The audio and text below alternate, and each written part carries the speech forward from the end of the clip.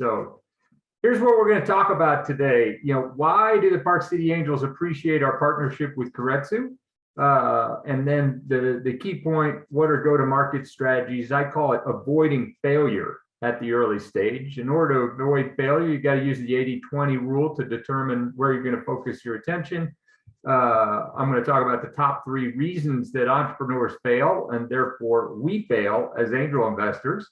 And then talk about the importance of metrics and key performance indicators at each stage. And so that's what we're going to talk about today. And here we go.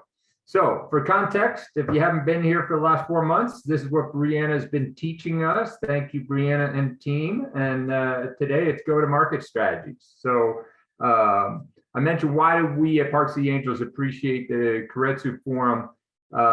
There's a lot of us that like to work in this space without venture capitalists. I think we've found at Park City Angels that we've got a great history going back to 2007, but we can't always carry a pre-seed or seed deal all the way to Series A. And that's why it's great to partner with other angel networks, such as Keiretsu and their syndication power.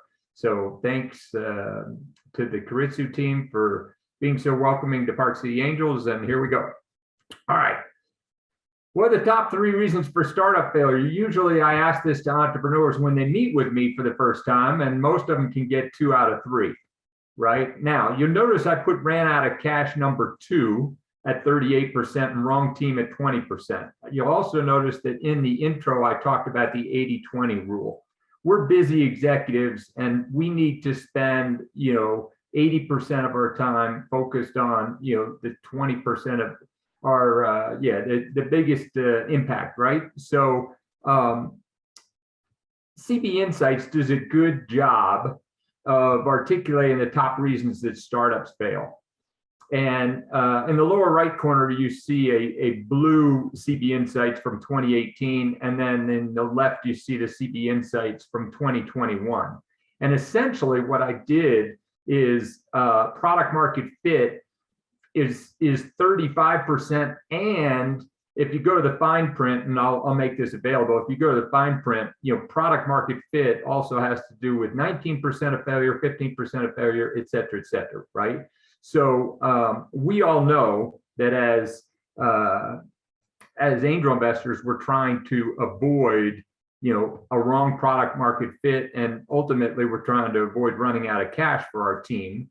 And we also know that we've got a lot of experience in helping them with the team. Okay, so in 2007, when I got into angel investing, my friends at the Kauffman Institute had identified, some of the things that we could do as angel investors in the early stage to make sure that we avoid failure.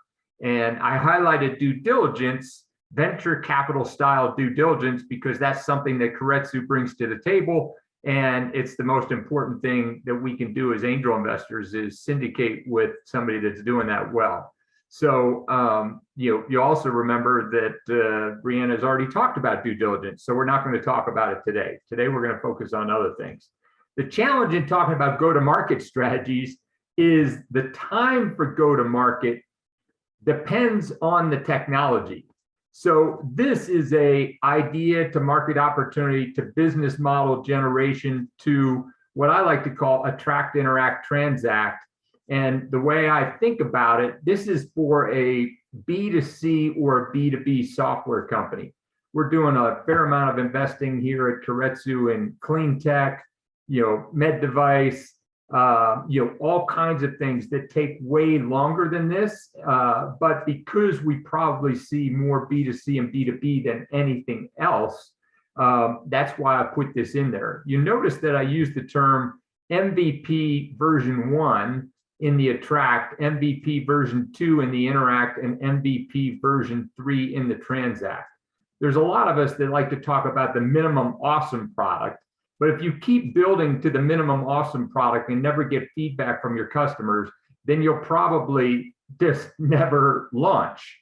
So you have to understand in the feature set that you're building, particularly for B2B or B2C, what is truly the minimum viable product to get people to interact as betas, And then how do you shift those betas to paying clients? And then how do you scale those paying clients to what I call non-discounted, full, paying clients, right? And so, that's a context that I've been using since probably about 2010 as I've analyzed startup companies, and generally it works.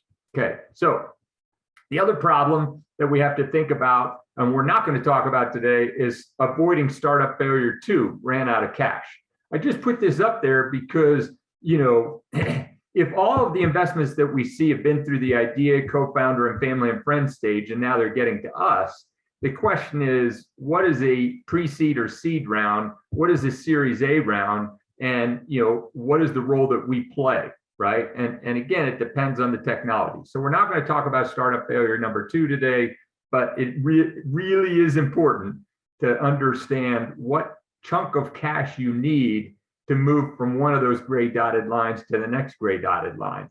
And it's also important, that as we're working with entrepreneurs, that we make sure they understand what the hell is going to happen to their cap table. Because, what are we interested in? We're interested in, being with the majority that has some, interest in the company. And once we get washed out by VCs, if that happens later on, then it's not as much fun, right? So again, in go-to-market strategies, it's important to avoid startup failure number 2, ran out of cash.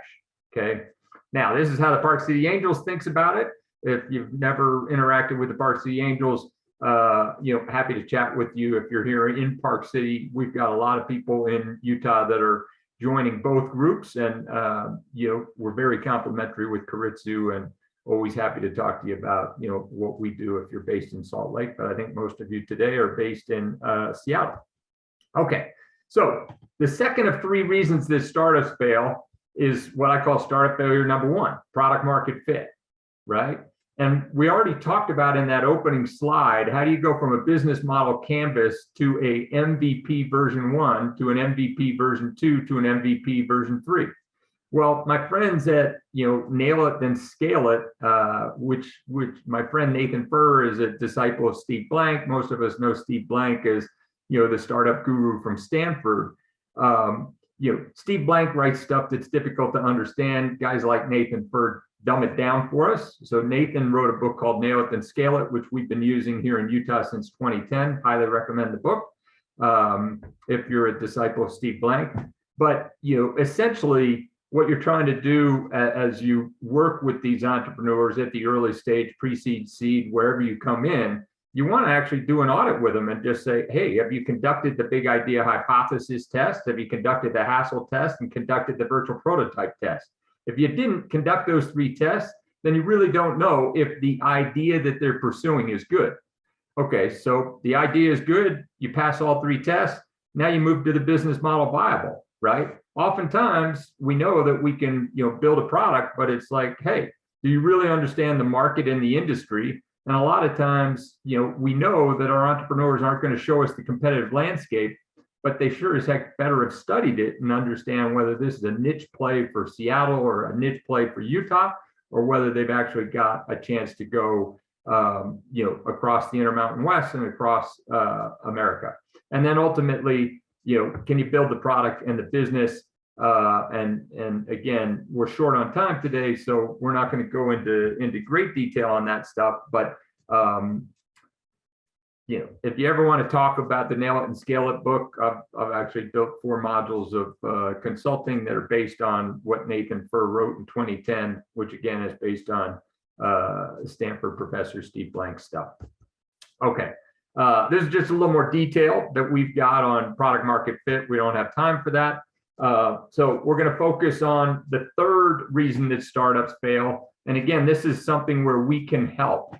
Most of us, don't want to be a board member because you get into fiduciary responsibilities that if you're making a lot of angel investments, it's a real drag on your time to have too many board memberships. But I think most of us have proven in go-to-market strategies that having a solid advisory board is super important. And so as you're looking at a company, let's say you're talking to a co-founder team that's raising a pre-seed round, you've got to look at this and just say, okay, where do the two co-founders come from? Do they have expertise in customer development, product development? They better, because if they don't have expertise in customer development and product development, they will fail. Okay. So you need those two things, but often, particularly in Utah, where we're seeing 21 to 30-year-old entrepreneurs, they don't have a lot of leadership and operations management experience.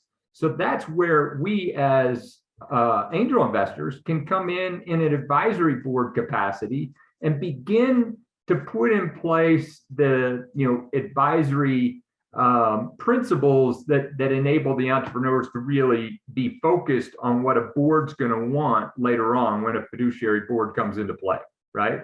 Now, if these are the three things that a startup team needs, here's another way to look at it. And you'll notice in the middle, you got the entrepreneur and the operational leader. And that kind of highlights what I just said. Sometimes entrepreneurs are really visionary and good at either product development or customer development, but they don't know how to lead a team. They don't know how to build a team. And, team is something that most of us on this call who are over 35 years old have built at least a few teams in our time. And that's where, in go-to-market strategies, we can be extremely useful.